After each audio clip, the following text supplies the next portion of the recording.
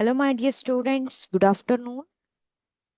ಇವತ್ತು ನಾವು ಕಾರ್ಬನ್ ಮತ್ತು ಅದರ ಸಂಯುಕ್ತಗಳು ಈ ಒಂದು ಪಾಠಕ್ಕೆ ಸಂಬಂಧಿಸಿದ ಹಾಗೆ ಕೆಲವೊಂದು ಪ್ರಮುಖವಾದ ಪ್ರಶ್ನೆಗಳನ್ನ ತಿಳ್ಕೊಳ್ಳಿಕ್ಕಿದ್ದೇವೆ.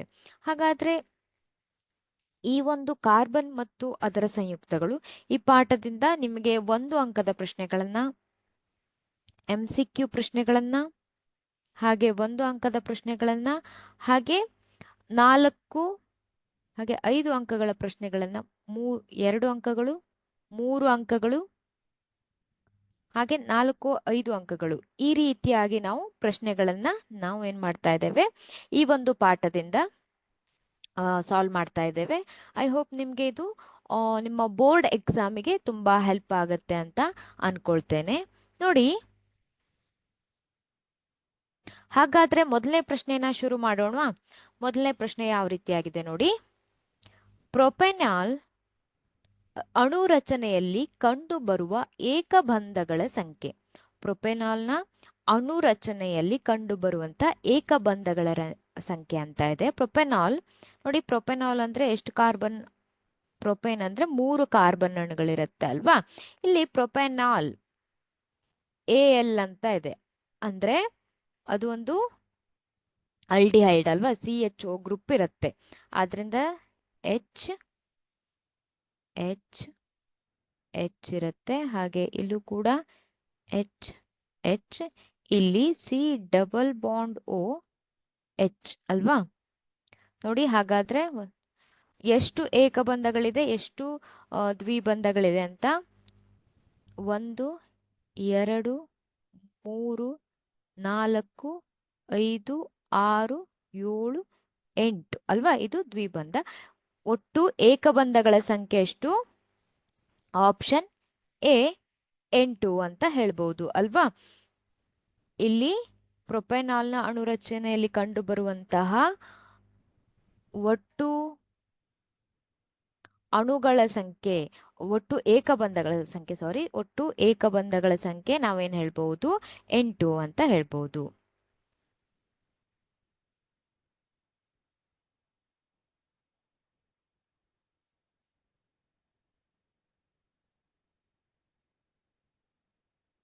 ನೆಕ್ಸ್ಟ್ ಕ್ವಶನ್ ನೋಡಿ. ಪ್ರೊಪೆನಾಲ್ನ ರಚನಾ ಸೂತ್ರ. ಇಲ್ಲಿ 3 ಕಾರ್ಬನ್ ಅಣುವನ್ನ ಹೊಂದಿರುತ್ತೆ ಅಂತ ನಿಮ್ಗೆ ಗೊತ್ತಿದೆ ನೋಡಿ. 3 ಕಾರ್ಬನ್ ಅಣುಗಳಿದೆ, ಆದ್ರೆ ಇಲ್ಲಿ OH ಗ್ರೂಪ್ ಇದೆ ಅಲ್ವಾ. OH ಗ್ರೂಪ್ ಇದ್ರೆ ಅದನ್ನ ಆಲ್ಕೋಹಾಲ್ ಅಂತ ಕರೀತಾರೆ ಅಲ್ವಾ. ಪ್ರೊಪೆನಾಲ್ ಅಂತ ಕರೀತಾರೆ, ಪ್ರೊಪೆನಾಲ್ ಅಂತ ಕರೆಯೋದಿಲ್ಲ, ಪ್ರೊಪೆನೋಲ್ ಅಂತ ಕರೀತಾರೆ. ಇಲ್ಲಿ ಏನಿರ್ಬೇಕು? CHO ಗ್ರೂಪ್ ಇರಬೇಕು ಅಲ್ವಾ. CHO. ಇಲ್ಲಿ OH ಮತ್ತೆ ಡಬಲ್ ಬಾಂಡ್ O ಗ್ರೂಪ್ ಇದೆ, ಆದ್ರಿಂದ ಇದು ಕೂಡ ಸರಿಯಾದ ಉತ್ತರ ಅಲ್ಲ. ಆಪ್ಷನ್ ಸಿ ನೋಡಿ. ಆಪ್ಷನ್ ಸಿ ಅಲ್ಲಿ 1, 2, 3, ಹಾಗೆ ಇಲ್ಲಿ H H H ಇದೆ, ಹಾಗೆ ಇಲ್ಲೂ ಕೂಡ ಒಂದು H ಬರುತ್ತೆ, ಇಲ್ಲೂ ಕೂಡ ಅಲ್ವಾ. ಹಾಗೆ ಡಬಲ್ ಬಾಂಡ್ O H ಇದೇನಾಗತ್ತೆ? ಇಲ್ಲಿ ಆಲ್ಡಿಹೈಡ್ ಗ್ರೂಪ್ ಇದೆ ಅಲ್ವಾ, CHO. ಇದು ಆಲ್ಡಿಹೈಡ್ ಗ್ರೂಪ್ ಅನ್ನ ಸೂಚಿಸುತ್ತೆ. ಆದ್ರಿಂದ ನಾವೇನ್ ಹೇಳ್ಬಹುದು? ಆಪ್ಷನ್ ಸಿ ಸರಿಯಾದ ಉತ್ತರ ಅಂತ ಹೇಳ್ಬಹುದು. ಆಪ್ಷನ್ ಸಿ ಸರಿಯಾದ ಉತ್ತರ. ನೆಕ್ಸ್ಟ್ ಕ್ವಶನ್ ನೋಡಿ. ಒಂದು ಬೆನ್ಸಿನ್ ಅಣುವಿನಲ್ಲಿರುವ ಏಕಬಂಧಗಳು ಮತ್ತು ದ್ವಿಬಂಧಗಳ ಸಂಖ್ಯೆ ಕ್ರಮವಾಗಿ. ಬೆನ್ಸಿನ್ ನಿಮ್ಗೆ ಗೊತ್ತಿದೆ ಅಲ್ವಾ, C6H6 ಅಂತ ಬರಿತೇವೆ ಅಲ್ವಾ. ಬೆನ್ಸಿನ್, ಸಾರಿ, C6H12 ಅಂತ ಬರಿತೇವೆ, ಬೆನ್ಸಿನ್ ಅಲ್ವಾ. ಹಾಗಾದ್ರೆ ಈ ಒಂದು ಬೆನ್ಸಿನ್ ಅಣುವಿನಲ್ಲಿರುವಂತ ಏಕಬಂಧಗಳು ಮತ್ತೆ ದ್ವಿಬಂಧಗಳು, ಸಾರಿ, C6H6 ಅಂತ ಬರಿತೇವೆ. Sorry, this is the correct. C6H6 ಅಂತ ಬರಿತೇವೆ ನೋಡಿ. 6 ಕಾರ್ಬನ್ ಅಣುಗಳಿವೆ. 2, 3, 4 ಅಲ್ವಾ. 6 ಕಾರ್ಬನ್ ಅಣುಗಳಿವೆ. ಹಾಗೆ ಪ್ರತಿಯೊಂದಕ್ಕೂ ಒಂದೊಂದು ಹೈಡ್ರೋಜನ್ ಅಣುಗಳು ಹೊಂದಿಕೊಂಡಿದೆ ಅಲ್ವಾ. ಹೈಡ್ರೋಜನ್ ಅಣುಗಳಿದೆ. ಹಾಗಾದ್ರೆ ಕಾರ್ಬನ್ 4 ಬಂಧಗಳನ್ನ ಹೊಂದಬೇಕು ಅಲ್ವಾ. ಇಲ್ಲಿ ಮೂರೇ ಆಗಿದೆ, ಆದ್ರಿಂದ ನಾನು ಇಲ್ಲಿ ಏನ್ ಮಾಡ್ತೇನೆ, ಡಬಲ್ ಬಾಂಡ್ ಮಾಡ್ತೇನೆ. ಡಬಲ್ ಬಾಂಡ್ ಆದಾಗ ಎಷ್ಟಾಯ್ತು, ಕಾರ್ಬನ್ 1 2 3 4 ಅಲ್ವಾ. ಹಾಗೆ ಅದಾದ್ಮೇಲೆ ನೋಡಿ 1 2 3 4 ಆಲ್ರೆಡಿ ಆಗಿದೆ ಅಲ್ವಾ, 4 ಬಂಧಗಳಾಗಿದೆ. ಹಾಗೆ ಇಲ್ಲಿ ನಾನು ಏನ್ ಮಾಡ್ತೇನೆ, ಆ ದ್ವಿಬಂಧವನ್ನ ಉಂಟು ಮಾಡ್ತೇನೆ. ನೋಡಿ 1 2 3 4 ಅಲ್ವಾ. ಹಾಗೆ ಇಲ್ಲೂ ಕೂಡ 1 2 3 4 ಬಂಧಗಳು ಉಂಟಾಗಿದೆ. ಹಾಗೆ ಇಲ್ಲಿ ದ್ವಿಬಂಧ ಆದಾಗ ಎಷ್ಟಾಗತ್ತೆ, 1 2 3 4 4 ಆಯ್ತು ಅಲ್ವಾ. ಹಾಗಾದ್ರೆ ಏಕಬಂಧಗಳು ಮತ್ತೆ ದ್ವಿಬಂಧಗಳು ಅಂತ ಕೇಳಿದ್ದಾರೆ ಅಲ್ವಾ. 1 2 3 4 5 6 7 8 9. ಹಾಗಾದ್ರೆ ಏಕಬಂಧಗಳೆಷ್ಟು, 9. ದ್ವಿಬಂಧಗಳು 1 2 3. ಹಾಗಾದ್ರೆ ಸರಿಯಾದ ಉತ್ತರ ಯಾವುದು, ದ್ವಿಬಂಧಗಳನ್ನ ಇಲ್ಲಿ ನೋಡಿ 1 2 3 ಅಲ್ವಾ. ಹಾಗೆ ಏಕಬಂಧಗಳನ್ನ ನೋಡಿ, ಹೈಡ್ರೋಜನ್ ಜೊತೆ 1 2 3 4 5 6 ಅಲ್ವಾ, 6 ಬಂಧಗಳಿದೆ. ಹಾಗೆ 1 2 3 ಟೋಟಲ್ 9, 6 + 3 9 ಅಲ್ವಾ. ಒಟ್ಟು ಎಷ್ಟಾಯ್ತು, ಹಾಗಾದ್ರೆ ಒಟ್ಟು 9 ಏಕಬಂಧಗಳು, 3 ದ್ವಿಬಂಧಗಳು. ಸರಿಯಾದ ಉತ್ತರ 9 ಮತ್ತು 3, ಆಪ್ಷನ್ ಬಿ ಸರಿಯಾದ ಉತ್ತರ.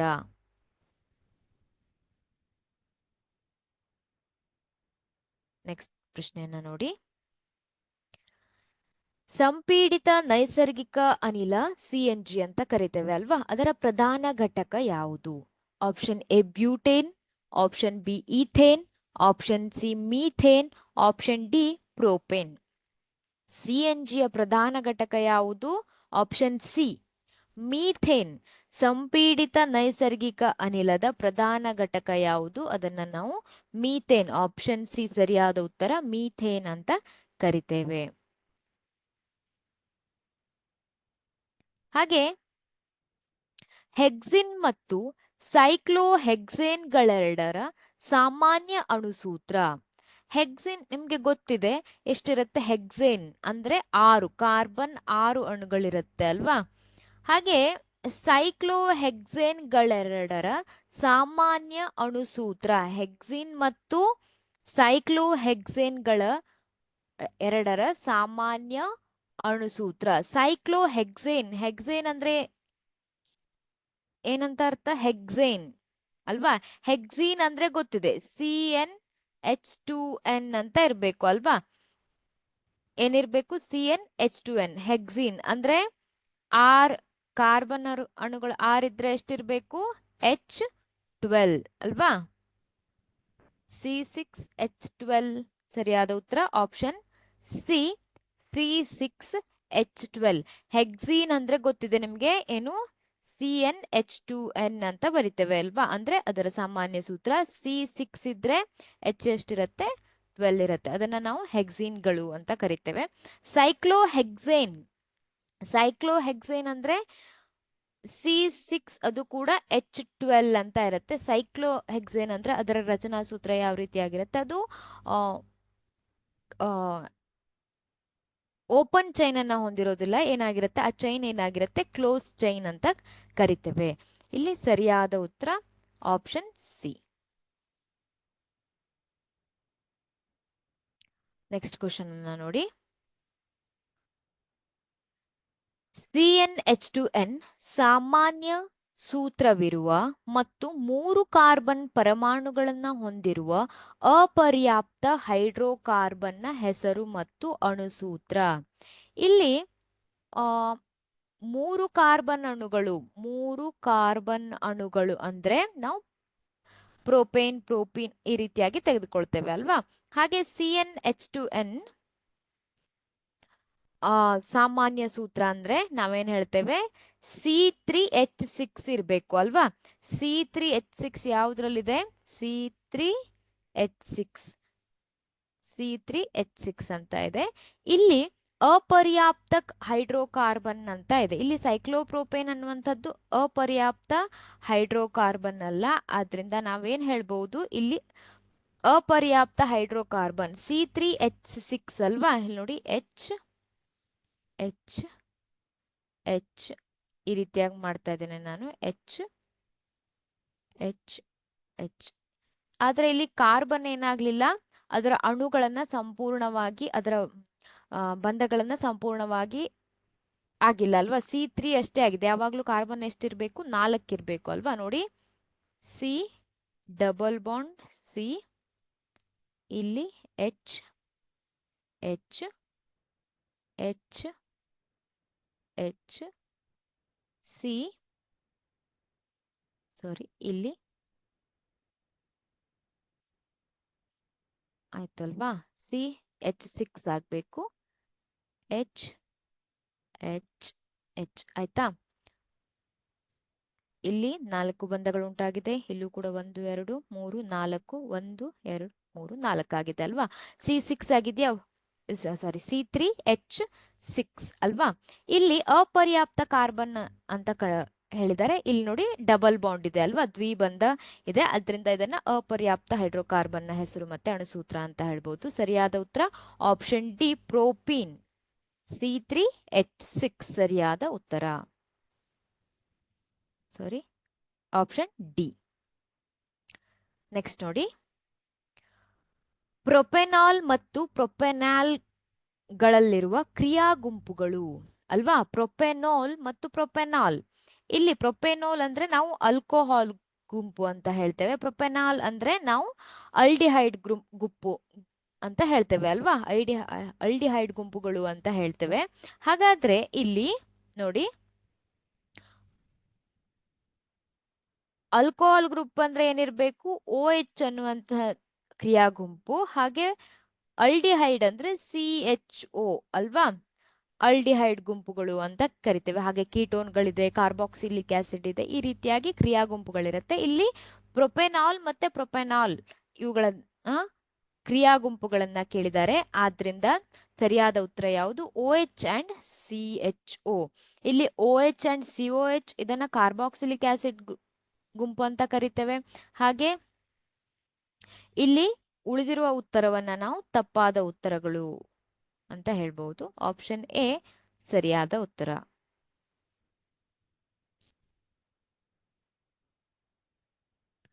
ಇವುಗಳಲ್ಲಿ ಪರ್ಯಾಪ್ತ ಹೈಡ್ರೋಕಾರ್ಬನ್ಗೆ ಒಂದು ಉದಾಹರಣೆ.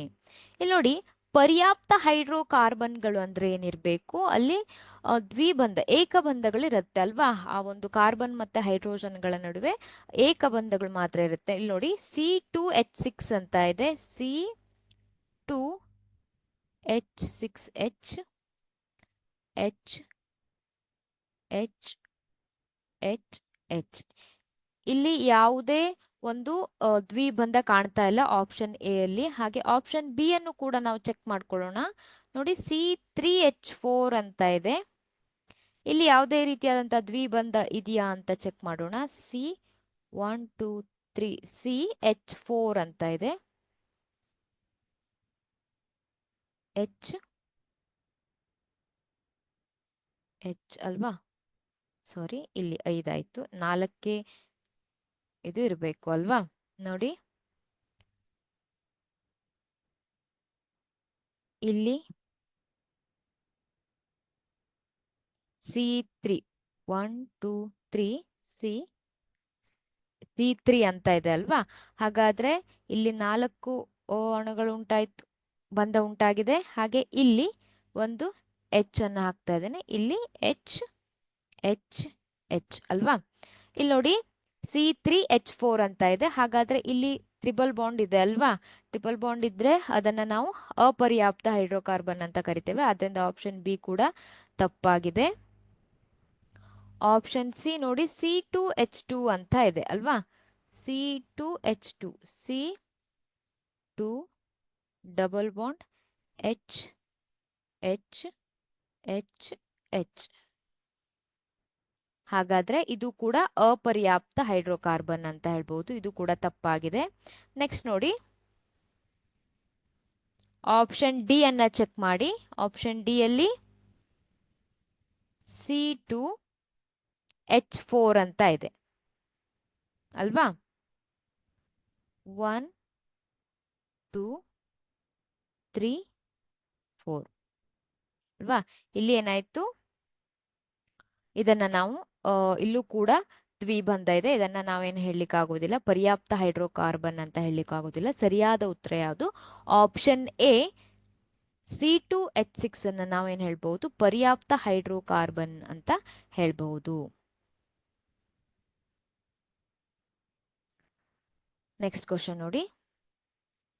ಅನುರೂಪ ಶ್ರೇಣಿಯಲ್ಲಿರುವ 3 ಕಾರ್ಬನ್ ಸಂಯುಕ್ತಗಳ ಅಣುಸೂತ್ರಗಳು C2H6, C3H8, C4H10 ಆಗಿದೆ. ಈ ಸಂಯುಕ್ತಗಳಿಗೆ ಸೂಕ್ತವಾದ ಸಾಮಾನ್ಯ ಅಣುಸೂತ್ರ ನೋಡಿ. C2 ಇದೆ, H6 ಇದೆ ಅಲ್ವಾ? ಅಂದ್ರೆ ಇಲ್ಲಿ 2 ಇರೋದನ್ನ ಇದನ್ನ N ಅಂತ ತೆಗೆದುಕೊಂಡ್ರೆ CnH2n ಆಗತ್ತಾ? H2n ಆಗೋದಿಲ್ಲ ಅಲ್ವಾ? 2 ಅಂತ ತೆಗೆದುಕೊಂಡ್ರೆ 2 ಇಂಟು 2 4 ಏನಾಗತ್ತೆ? ಇಲ್ಲಿ CnH2n ಸೂತ್ರ ತಗೊಂಡ್ರೆ ನೋಡಿ, ಇಲ್ಲಿ C ಅನ್ನ ನಾನು ಏನ್ ತಗೊಳ್ತೇನೆ? 2 ಅಂತ ತಗೊಳ್ತೇನೆ. C2 H ಇಂಟು 2 ಇಂಟು 2 ಅಲ್ವಾ? C2H4 ಆಗತ್ತೆ. ಆದ್ರಿಂದ ಈ ಸೂತ್ರ ಕೂಡ ಸರಿಯಾಗಿಲ್ಲ. ಹಾಗಾದ್ರೆ ಇಲ್ಲಿ ನಾನು C2 ಅಂತ ತೆಗೆದುಕೊಳ್ತೇನೆ. H4 minus 1, 2 into 2 4 minus 1 that is 3. C2H3 ಆಗತ್ತೆ. ಇದು ಕೂಡ ತಪ್ಪಾಗಿದೆ.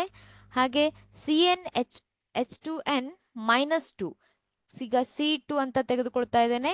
4 ಮೈನಸ್ 2 2, C2H2 ಇದು ಕೂಡ ತಪ್ಪಾಗಿದೆ ಅಲ್ವಾ? ಹಾಗಾದ್ರೆ ಇದು ನೋಡಿ, C2 ಅಂತ ತೆಗೆದುಕೊಂಡಿದ್ದೇನೆ. 2 into 2 2 into n that is 4, 4 plus 2 6, C2H6 ಸರಿಯಾಗಿದೆ ಅಲ್ವಾ? ಇನ್ನೊಂದನ್ನ ನೋಡಿ, C ಅನ್ನ ನಾನು 3 ಅಂತ ತೆಗೆದುಕೊಳ್ತಾ ಇದ್ದೇನೆ. N means 3, 3 2s 6 plus 2 8, C3H8 ಹಾಗೆ C4H10 ಆಗತ್ತೆ ಅಲ್ವಾ? ಹಾಗಾದ್ರೆ ಇದಕ್ಕೆ ಸೂಕ್ತವಾದಂತ ಸಾಮಾನ್ಯ ಅಣುಸೂತ್ರ ಯಾವುದು? ಇಲ್ಲಿ N ಅನ್ನೋದನ್ನ ನೀವು ಕಾರ್ಬನ್ ಅಣುಗಳನ್ನ ತೆಗೆದುಕೊಳ್ಬೇಕು. CnH2n plus 2. ಆಪ್ಷನ್ ಡಿ ಸರಿಯಾದ ಉತ್ತರ. ನೆಕ್ಸ್ಟ್ ಕ್ವಶನ್ ಅನ್ನ ನೋಡಿ. ಬ್ಯೂಟೆನೋನ್ 4 ಕಾರ್ಬನ್ ಪರಮಾಣು ಹೊಂದಿರುವ ಸಂಯುಕ್ತವಾಗಿದ್ದು ಇದರಲ್ಲಿನ ಕ್ರಿಯಾ ಗುಂಪೆಂದರೆ ಕಾರ್ಬಾಕ್ಸಿಲಿಕ್ ಆಮ್ಲ, ಅಲ್ಡಿಹೈಡ್, ಕೀಟೋನ್, ಆಲ್ಕೋಹಾಲ್. ಇಲ್ಲಿ ಅಲ್ಡಿಹೈಡ್ ಆಗಿದ್ರೆ ಬ್ಯೂಟೆನಾಲ್ ಅಂತ ಕರಿತಿದ್ರು, ಆಲ್ಕೋಹಾಲ್ ಆಗಿದ್ರೆ ಬ್ಯೂಟೆನೋಲ್ ಅಂತ ಆಗ್ತಿತ್ತು ಅಲ್ವಾ? ಕಾರ್ಬಾಕ್ಸಿಲಿಕ್ ಆಸಿಡ್ ಇದ್ರೆ ಅಲ್ಲಿ ಬ್ಯೂಟೆನೋಯಿಕ್ ಆಮ್ಲ ಅಂತ ಆಗ್ತಿತ್ತು. ಹಾಗಾದ್ರೆ ಸರಿಯಾದ ಉತ್ತರ ಯಾವುದು? ಆಪ್ಷನ್ ಸಿ ಕೀಟೋನ್ ಅಲ್ವಾ? ಬ್ಯೂಟೆನೋಯಿಕ್ ಆಮ್ಲ, ಬ್ಯೂಟೆನಾಲ್, ಬ್ಯೂಟೆನೋಲ್, ಬ್ಯೂಟೆನೋನ್. ಕೀಟೋನ್ ಇದ್ರೆ ಮಾತ್ರ ಏನಾಗತ್ತೆ? ಬ್ಯೂಟೆನೋನ್ ಆಗತ್ತೆ. ಆದ್ರಿಂದ ಸರಿಯಾದ ಉತ್ತರ ಯಾವುದು? ಆಪ್ಷನ್ ಸಿ ಸರಿಯಾದ ಉತ್ತರ, ಕೀಟೋನ್. ಅಡುಗೆ ಮಾಡುವಾಗ ಪಾತ್ರೆಯ ತಳದ ಹೊರ ಮೇಲ್ಮೈ ಕಪ್ಪಾಗಿದ್ದರೆ ಇದರ ಅರ್ಥ ಆಹಾರವು ಸಂಪೂರ್ಣವಾಗಿ ಬೆಂದಿಲ್ಲ, ಇಂಧನವು ಸಂಪೂರ್ಣವಾಗಿ ದಹನ ಹೊಂದುತ್ತಿಲ್ಲ, ಇಂಧನವು ಒದ್ದೆಯಾಗಿದೆ, ಇಂಧನವು ಸಂಪೂರ್ಣವಾಗಿ ದಹಿಸುತ್ತಿದೆ. ಇಲ್ಲಿ ಕಪ್ಪಾಗಿರುವಂತಹ ಒಂದು ತಳಭಾಗ ಏನನ್ನ ಸೂಚಿಸುತ್ತೆ ಅಂದ್ರೆ ಇಂಧನವು ಸಂಪೂರ್ಣವಾಗಿ ದಹನ ಹೊಂದುತ್ತಿಲ್ಲ, ಅಲ್ಲಿ ಸಂಪೂರ್ಣವಾದಂತಹ ಒಂದು ದಹನ ಕ್ರಿಯೆ ನಡೀತಾ ಇಲ್ಲ ಅನ್ನೋದನ್ನ ಸೂಚಿಸುತ್ತೆ.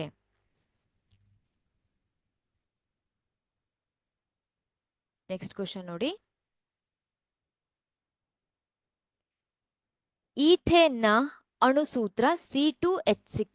C2H6 ಅನ್ನುವಂಥದ್ದು ಈಥೇನ್ನ ಅಣುಸೂತ್ರ. ಇದರಲ್ಲಿರುವುದು 6 ಕೋವೆಲೆಂಟ್ ಬಂಧಗಳು, 7 ಕೋವೆಲೆಂಟ್ ಬಂಧಗಳು, 8 ಕೋವೆಲೆಂಟ್ ಬಂಧಗಳು, 9 ಕೋವೆಲೆಂಟ್ ಬಂಧಗಳು. ನೋಡಿ, C2H6 ಅನ್ನ ನಾವು ಯಾವ ರೀತಿಯಾಗಿ ರಚನಾ ಸೂತ್ರವನ್ನ ಬರೀಬಹುದು ಅಂದ್ರೆ C2H ಅಲ್ವಾ?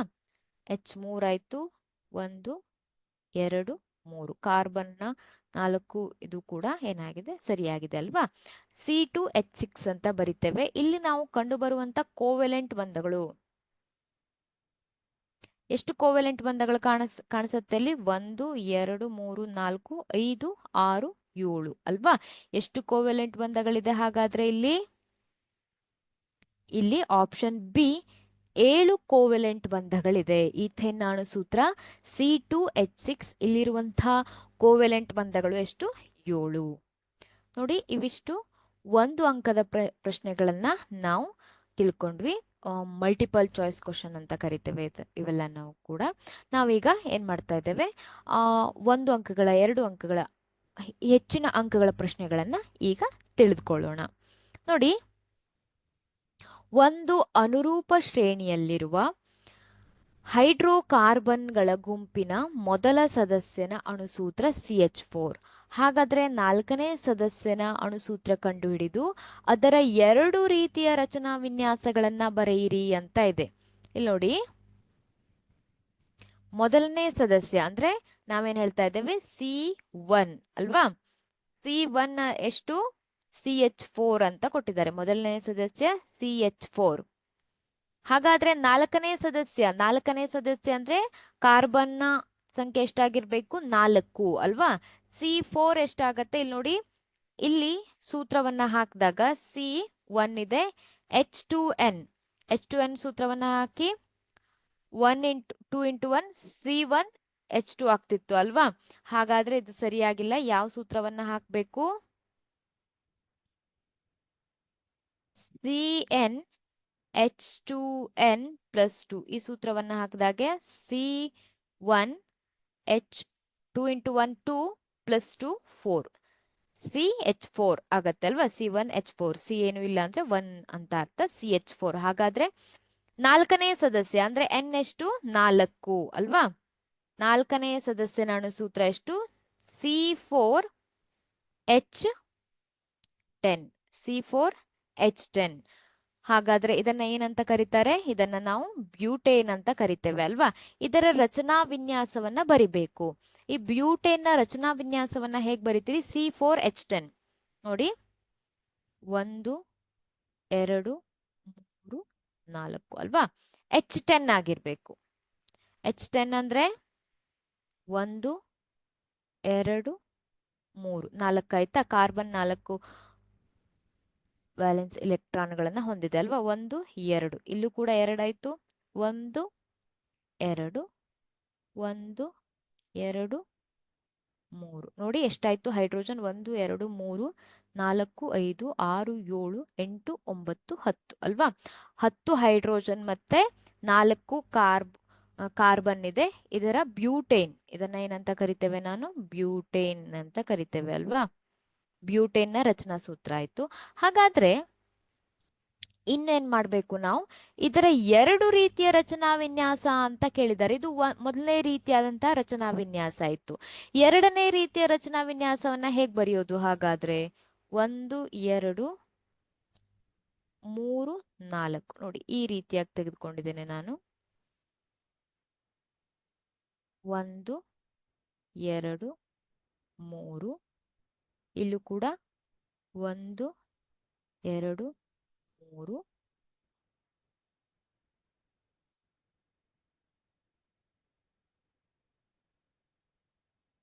ಇಲ್ಲಿ 3 ಆಗಿದಲ್ವಾ? ಇಲ್ಲಿ 10.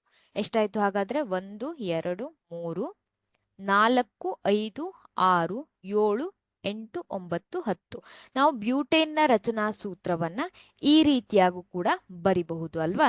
2 ರೀತಿಯಾದಂತಹ ರಚನಾ ವಿನ್ಯಾಸವನ್ನ ನಾವು ಬರಿಬಹುದು. ನೋಡಿ, C4H10 ಇದಕ್ಕೆ ಯಾವ ರೀತಿಯಾಗಿ ಬರಿಬಹುದು ಅಂತ. ಮೊದಲನೇದಾಗಿ ಈ ರೀತಿಯಾಗಿ C4H10 ಅನ್ನ ಬರಿಬಹುದು. ಇಲ್ಲಿ ಇನ್ನೊಂದು ರೀತಿಯಲ್ಲಿ ಅದೇ ಒಂದು ರಚನಾ ವಿನ್ಯಾಸವನ್ನ ಬರಿಬಹುದು ಅಲ್ವಾ? ಇಲ್ಲೂ ಕೂಡ ಏನಾಗಿದೆ? C4H10 ಇದೆ. ಇಲ್ಲೂ ಕೂಡ C4H10 ಇದೆ ಅಲ್ವಾ? ಇವೆರಡನ್ನೂ ಕೂಡ ಬರಿಬೇಕಾಗತ್ತೆ. ಪ್ರಾಕ್ಟೀಸ್ ಮಾಡ್ಕೊಳ್ಳಿ. ನೆಕ್ಸ್ಟ್ ಕ್ವಶನ್ ನೋಡಿ, ಈ ಕೆಳಗಿನ ಕಾರ್ಬನ್ ಸಂಯುಕ್ತಗಳಲ್ಲಿ ಅಪರ್ಯಾಪ್ತ ಹೈಡ್ರೋಕಾರ್ಬನ್ಗಳನ್ನ ಗುರುತಿಸಿ ಮತ್ತು ಅವುಗಳ ರಚನಾ ವಿನ್ಯಾಸವನ್ನ ಬರೆಯಿರಿ. ಮೊದಲನೇದಾಗಿ ನೀವೇನ್ ಮಾಡಬೇಕು? ಇಲ್ಲಿ ಅಪರ್ಯಾಪ್ತ ಹೈಡ್ರೋಕಾರ್ಬನ್ಗಳು ಯಾವುದು ಅಂತ ಕಂಡುಹಿಡಿಬೇಕು ಅಲ್ವಾ? ಇಲ್ಲಿ ಅಪರ್ಯಾಪ್ತ ಹೈಡ್ರೋಕಾರ್ಬನ್ಗಳಂದ್ರೆ ಏನಾಗಿರುತ್ತೆ? ಅಲ್ಲಿ ದ್ವಿಬಂಧ ಅಥವಾ ತ್ರಿಬಂಧ ಕಂಡು ಬರುತ್ತೆ ಅಲ್ವಾ? Double bond or triple bond ಕಂಡು ಬರುತ್ತೆ. ಹಾಗಾದ್ರೆ C6 ಇದನ್ನ ನಾವು ಬೆನ್ಸಿನ್ ಅಂತ ಕರಿತೇವೆ. ಇಲ್ಲಿ ನಾವೇನ್ ಹೇಳ್ಬಹುದು, ಇಲ್ಲಿ ದ್ವಿಬಂಧವನ್ನ ನೋಡ್ಬಹುದು. ಇದನ್ನ ನಾವೇನ್ ಏನಂತ ತೆಗೆದುಕೊಳ್ಬಹುದು, ಅಪರ್ಯಾಪ್ತ ಹೈಡ್ರೋಕಾರ್ಬನ್ ಅಂತ ತೆಗೆದುಕೊಳ್ಬಹುದು. C5H10 ಅನ್ನ ನೋಡಿ, 1 2 3 4 5 ಅಲ್ವಾ. C5H12 ಇದೆ ಅಲ್ವಾ. C5H12 ನೋಡಿ, 1 2 3 4 5 6 7 8 9 10 11 12. ಇಲ್ಲೆಲ್ಲೂ ಕೂಡ ದ್ವಿಬಂಧವನ್ನ ನಾವು ನೋಡ್ಲಿಕ್ಕೆ ಸಾಧ್ಯ ಇಲ್ಲ ಅಲ್ವಾ. ಇಲ್ಲೆಲ್ಲೂ ಕೂಡ ದ್ವಿಬಂಧ ಕಂಡು ಬರ್ತಾ ಇಲ್ಲ. ಆದ್ರಿಂದ ಇದು C5H10 ಅನ್ನುವಂಥದ್ದು, ಅದನ್ನ ನಾವು ಪರ್ಯಾಪ್ತ ಹೈಡ್ರೋಕಾರ್ಬನ್ ಅಂತ ಹೇಳ್ಬಹುದು. C2H5OH ಅಲ್ವಾ, ಇಥೆನಾಲ್. C2H 1 2 3, ಇಲ್ಲಿ ನಾವು OH ಅನ್ನ ಬರಿಬಹುದು ಅಲ್ವಾ, 4 5. ಇದನ್ನು ಕೂಡ ನಾವು ಇಲ್ಲೂ ಕೂಡ ನಾವು ಏನ್ ನೋಡೋದಿಲ್ಲ, ದ್ವಿಬಂಧವನ್ನ ನೋಡೋದಿಲ್ಲ. ಆದ್ರಿಂದ ಇದನ್ನ ನಾವು ಪರ್ಯಾಪ್ತ ಹೈಡ್ರೋಕಾರ್ಬನ್ಗಳು ಅಂತ ಹೇಳ್ಬಹುದು. ಹಾಗೆ C2H2 ನೋಡಿ, C2 ಇದೆ, H 2 ಇರ್ಬೇಕು ಅಲ್ವಾ, H2. ಆದ್ರೆ ಇಲ್ಲಿ ಕಾರ್ಬನ್ ಏನಾಗಿದೆ, ಕೇವಲ ಒಂದೇ ಒಂದು ಬಂಧವನ್ನ ಹೊಂದಿದೆ ಅಲ್ವಾ. ಕಾರ್ಬನ್ ಎಷ್ಟಿರ್ಬೇಕು, 4. ಅದರಿಂದ 1 2 3 4. ಇದನ್ನ ನಾವು ಏನ್ ಹೇಳ್ಬಹುದು, ಅಪರ್ಯಾಪ್ತ ಹೈಡ್ರೋಕಾರ್ಬನ್. C2H2 ಅನ್ನ ನಾವೇನ್ ಹೇಳ್ಬಹುದು, ಅಪರ್ಯಾಪ್ತ ಹೈಡ್ರೋಕಾರ್ಬನ್. ಹಾಗೆ C6H6 ಇದನ್ನು ಕೂಡ ಅಪರ್ಯಾಪ್ತ ಹೈಡ್ರೋಕಾರ್ಬನ್ಗಳು ಅಂತ ಹೇಳ್ಬಹುದು. ಹಾಗೆ ಗುರುತಿಸಿ ಅಂತ ಇದೆ, ಅವುಗಳ ರಚನಾ ವಿನ್ಯಾಸವನ್ನ ಕೂಡ ಬರೆಯಿರಿ ಅಂತ ಇದೆ. ಇವುಗಳ ರಚನಾ ವಿನ್ಯಾಸವನ್ನ ಬರೆಯಿರಿ.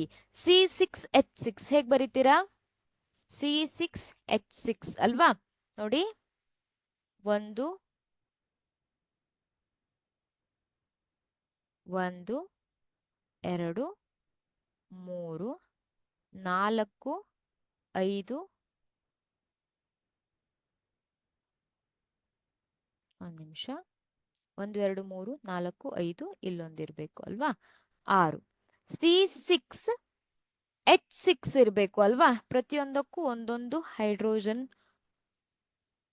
ನೋಡಿ, H H H H. ಹಾಗಾದ್ರೆ ಇಲ್ಲಿ ಕಾರ್ಬನ್ ಕೇವಲ 3 ಬಂಧವನ್ನ ಮಾತ್ರ ಹೊಂದಿದೆ ಅಲ್ವಾ.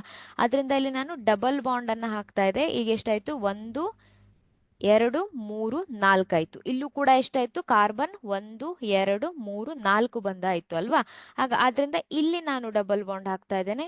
ಆದ್ರಿಂದ ಈ ಒಂದು ಕಾರ್ಬನ್ಗೂ ಕೂಡ ಏನಾಗಿದೆ, 1 2 3 4 ಬಂಧಗಳು ಉಂಟಾಗಿದೆ. ಇಲ್ಲೂ ಕೂಡ 1 2 3 4. ಇಲ್ಲಿ ಡಬಲ್ ಬಾಂಡ್ ಹಾಕಿದ್ರೆ ಏನಾಗುತ್ತೆ, ಈ ಒಂದು ಬೆಂಜಿನ್ C6H6 ಇದನ್ನ ನಾವು ಅಪರ್ಯಾಪ್ತ ಹೈಡ್ರೋಕಾರ್ಬನ್ ಅಂತ ಕರಿತಾ ಇದ್ದೇವೆ. ನೋಡಿ ಯಾವ ರೀತಿಯಾಗಿದೆ ಅಂತ. ಬೆಂಜಿನ್, ಈ ಚಿತ್ರವನ್ನ ನೀವು ನೋಡಿದಿರಾ ಅಲ್ವಾ. ಈಥಿನ್ ಅನ್ನ ಬಿಡಿಸ್ಬೇಕು. ಈಥಿನ್ ನ C2H2 C2, ಇಲ್ಲಿ ನಾನು ಒಂದು H ಅನ್ನ ಆಡ್ ಮಾಡ್ತಾ ಇದ್ದೇನೆ, H2 ಆಯ್ತು ಅಲ್ವಾ. ಆದ್ರೆ ಕಾರ್ಬನ್ 1 2 3 4, ಇಲ್ಲೂ ಕೂಡ 4. ಈ ರೀತಿಯಾಗಿ ಏನ್ ಮಾಡ್ತೇವೆ, ನಾವು C2H2 ಅನ್ನ ಬಿಡಿಸ್ತೇವೆ.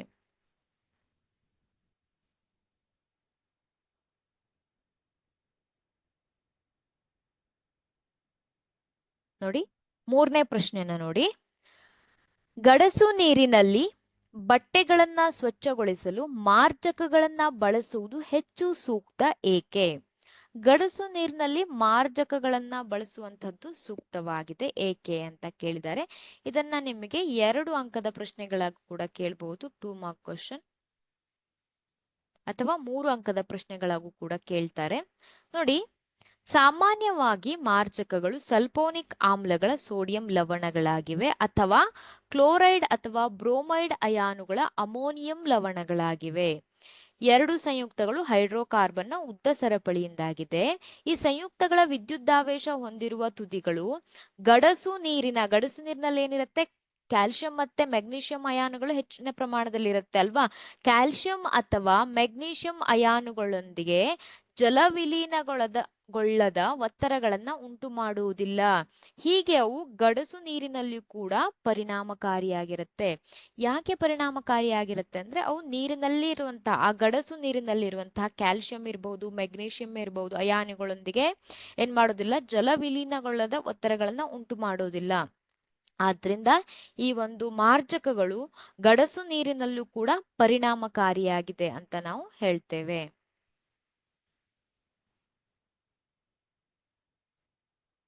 ನೋಡಿ, ಎಸ್ಟರೀಕರಣ ಮತ್ತು ಸಾಬೂನೀಕರಣ ಕ್ರಿಯೆಗಳ ನಡುವಿನ ವ್ಯತ್ಯಾಸವನ್ನ ಬರೆಯಿರಿ ಅಂತ ಇದೆ. ಎಸ್ಟರೀಕರಣ ಎಂದ್ರೇನು, ಸಾಬೂನೀಕರಣ ಎಂದ್ರೆ ಏನು ಅಂತ ನೋಡೋಣ. ನೀವು ವ್ಯತ್ಯಾಸವನ್ನ ಕೇಳಿದಾಗ ನಾನು ಮೊದಲೇ ಹೇಳಿರೋ ಹಾಗೆ ನಿಮಗೆ ಎಸ್ಟರೀಕರಣ ಮತ್ತೆ ಸಾಬೂನೀಕರಣದ ವ್ಯತ್ಯಾಸವನ್ನ ಕೇಳಿದ್ದಾರೆ ಅಲ್ವಾ, ಆಗ ನೀವು ಏನ್ ಮಾಡ್ಬೇಕು, ಎರಡು ಈ ರೀತಿಯಾಗಿ ಕಾಲಮ್ ಅನ್ನ ಹಾಕೊಂಡು ಏನ್ ಮಾಡ್ಬೇಕು, ಈ ರೀತಿಯಾಗಿ ಕಾಲಮ್ ಹಾಕೊಳ್ಬೇಕು. ಇಲ್ಲಿ ಎಸ್ಟರೀಕರಣ ಅಂತ ಬರಿಬೇಕು, ಹಾಗೆ ಇಲ್ಲಿ ಸಾಬೂನೀಕರಣ. ಗೊತ್ತಾಗ್ತಾ ಇದೆಯಾ, ಸಾಬೂನೀಕರಣ. ಹಾಗೆ ಇಲ್ಲಿ ಮೊದಲನೇ ಪಾಯಿಂಟ್ ಅನ್ನ ಬರಿಬೇಕು ಎಸ್ಟರೀಕರಣಕ್ಕೆ ಸಂಬಂಧಿಸಿದ ಹಾಗೆ. ಸಾಬೂನೀಕರಣಕ್ಕೆ ಸಂಬಂಧಿಸಿದ ಪಾಯಿಂಟ್ಸ್ ಅನ್ನ ನೀವು ಇದರ ಕೆಳಗೆ ಬರಿತಾ ಹೋಗ್ಬೇಕು. ಗೊತ್ತಾಯ್ತಾ? ಈ ರೀತಿಯಾಗಿ ಬರೆದ್ರೆ ನಿಮ್ಗೆ ಉತ್ತಮ ಅಂಕಗಳು ಸಿಗತ್ತೆ, ವ್ಯತ್ಯಾಸವನ್ನ ಬರಿಬೇಕಾದ್ರೆ ಮಾತ್ರ.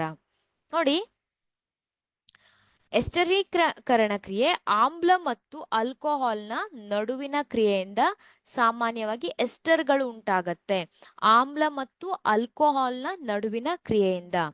ಎಥೆನೋಯಿಕ್ ಆಮ್ಲವು ಆಮ್ಲೀಯ ಕ್ರಿಯಾವರ್ಧಕದ ಸಮ್ಮುಖದಲ್ಲಿ ಶುದ್ಧ ಎಥೆನಾಲ್ನೊಂದಿಗೆ ವರ್ತಿಸಿ ಒಂದು ಎಸ್ಟರ್ನನ್ನ ಉಂಟು ಮಾಡುತ್ತದೆ. ಇದನ್ನ ನಾವು ಎಸ್ಟರೀಕರಣ ಕ್ರಿಯೆ ಅಂತ ಹೇಳ್ತೇವೆ. ಹಾಗೆ ಎಸ್ಟರ್ಗಳು ಮಧುರ ಪರಿಮಳವುಳ್ಳ ವಸ್ತುಗಳು. ಇವುಗಳನ್ನ ಸುವಾಸಿಕಗಳು ಮತ್ತು ಸ್ವಾದಕಾರಕಗಳ ತಯಾರಿಕೆಯಲ್ಲಿ ಬಳಸುತ್ತಾರೆ. ಹಾಗೆ ಪ್ರತ್ಯಾಮ್ಲೀಯವಾಗಿರುವ ಸೋಡಿಯಂ ಹೈಡ್ರಾಕ್ಸೈಡ್ನೊಂದಿಗೆ ವರ್ತಿಸುವಂತೆ ಇದನ್ನ ಮಾಡಿದಾಗ ಎಸ್ಟರ್ಗಳು ಪುನಃ ಆಲ್ಕೋಹಾಲ್ ಮತ್ತೆ ಕಾರ್ಬಾಕ್ಸಿಲಿಕ್ ಆಮ್ಲದ ಸೋಡಿಯಂ ಲವಣಗಳಾಗಿ ಬದಲಾಗುತ್ತವೆ. ಈ ಕ್ರಿಯೆಯು ಸಾಬೂನಿನ ತಯಾರಿಕೆಯಲ್ಲಿ ಉಪಯೋಗಿಸಲ್ಪಡುವುದರಿಂದ ಇದನ್ನ ಸಾಬೂನೀಕರಣ ಕ್ರಿಯೆ ಅಂತ ಕರೀತಾರೆ. ನೋಡಿ, ಸಾಬೂನೀಕರಣ ಅಂದ್ರೆ ಏನು, ಸೋಡಿಯಂ ಹೈಡ್ರಾಕ್ಸೈಡ್ ನೊಂದಿಗೆ ಎಸ್ಟರ್ಗಳು ವರ್ತಿಸುವಂತೆ ಮಾಡಿದಾಗ ಏನಾಗತ್ತೆ, ಆಲ್ಕೋಹಾಲ್ ಮತ್ತೆ ಕಾರ್ಬಾಕ್ಸಿಲಿಕ್ ಆಮ್ಲದ ಸೋಡಿಯಂ ಲವಣಗಳಾಗಿ ಬದಲಾವಣೆ ಆಗತ್ತೆ. ಈ ಒಂದು ಪ್ರಕ್ರಿಯೆಯನ್ನ ಸಾಬೂನಿನ ತಯಾರಿಕೆಯಲ್ಲಿ ಉಪಯೋಗಿಸಲ್ಪಡುವುದರಿಂದ ಇದನ್ನ ಸಾಬೂನೀಕರಣ ಕ್ರಿಯೆ ಎಂದು ಕರೆಯುತ್ತಾರೆ.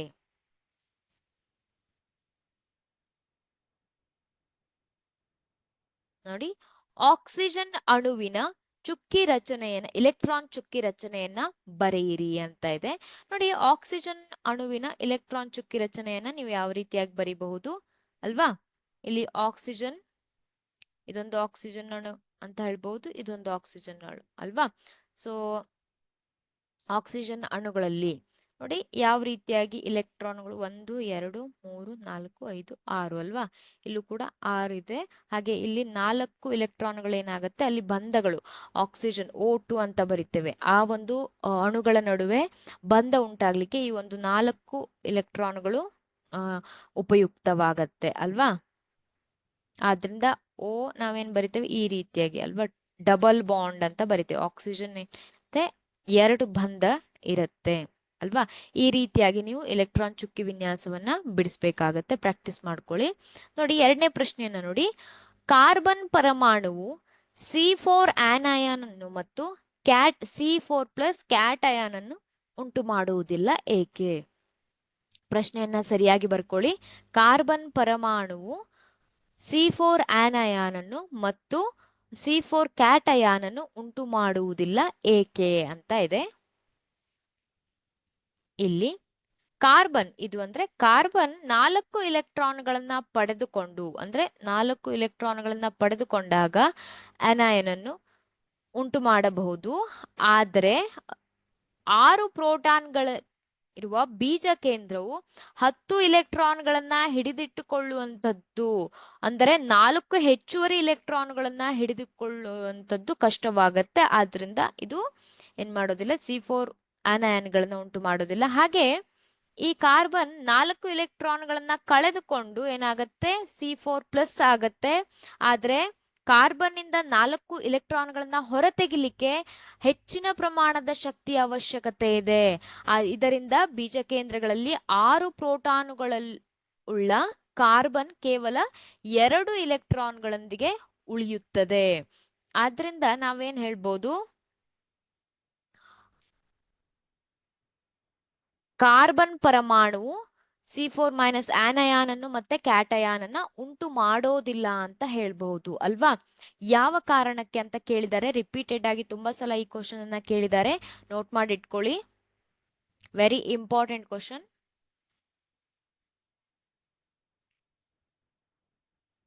ನೋಡಿ, ಸೈಕ್ಲೋ ಅಲ್ಕೇನ್ಗಳ ಸಾಮಾನ್ಯ ಸೂತ್ರ CnH2n ಅಂತ ಇದೆ.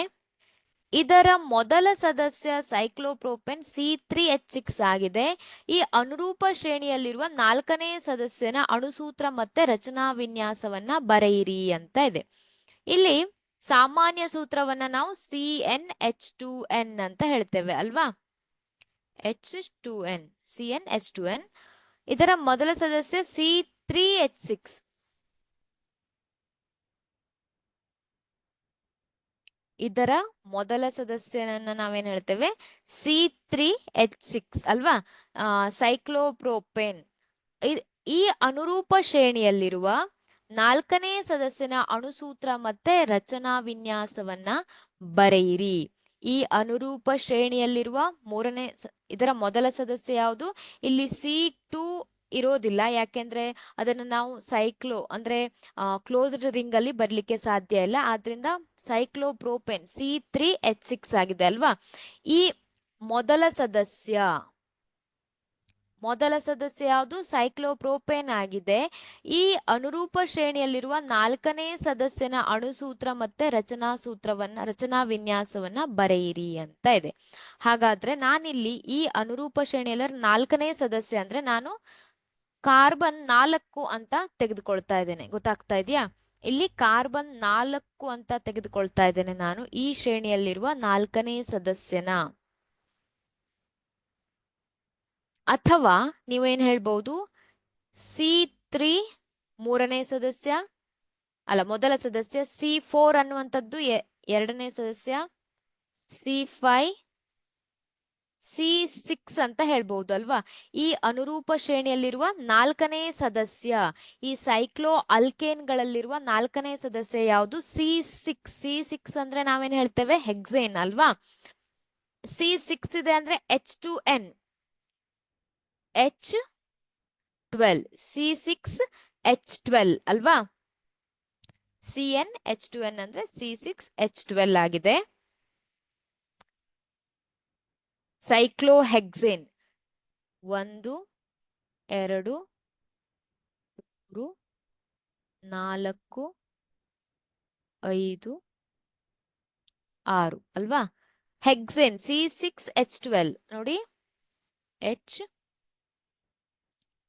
H H H ಪ್ರತಿಯೊಂದಕ್ಕೂ 2 ಹೈಡ್ರೋಜನ್ ಅನ್ನ ನಾನು ಏನ್ ಮಾಡ್ತಾ ಇದ್ದೇನೆ, ಅಟ್ಯಾಚ್ ಮಾಡ್ತಾ ಇದ್ದೇನೆ. H H H H ಅಲ್ವಾ. ನೋಡಿ, ಕಾರ್ಬನ್ 4 ಬಂಧವನ್ನ ಹೊಂದಿದೆ ಅಲ್ವಾ. ಒಟ್ಟು ಹೈಡ್ರೋಜನ್ ಅನ್ನ ಲೆಕ್ಕ ಮಾಡಿ, 2 3 4 5 6 7 8 9 10 11 12 ಅಲ್ವಾ. C6H12 ಆಗಿದೆ. ಹಾಗೆ ಇಲ್ಲಿ ಪ್ರತಿಯೊಂದು ಬಂಧವನ್ನ ನೋಡಿ, ಕಾರ್ಬನ್ 1 2 ಹೈಡ್ರೋಜನ್ ನೊಂದಿಗೆ ಉಳಿದೆರಡು ಕಾರ್ಬನ್ ನೊಂದಿಗೆ ಬಂಧವನ್ನ ಹೊಂದಿದೆ. ಹಾಗಾದ್ರೆ C4 4 ಅಲ್ವಾ. C6 ಅದರ ಅಣುಸೂತ್ರ ಮತ್ತೆ ರಚನಾ ಸೂತ್ರವನ್ನ ಬರಿಬೇಕು. ಅಣುಸೂತ್ರ ಹಾಗೆ ಇದು ರಚನಾ ಸೂತ್ರ.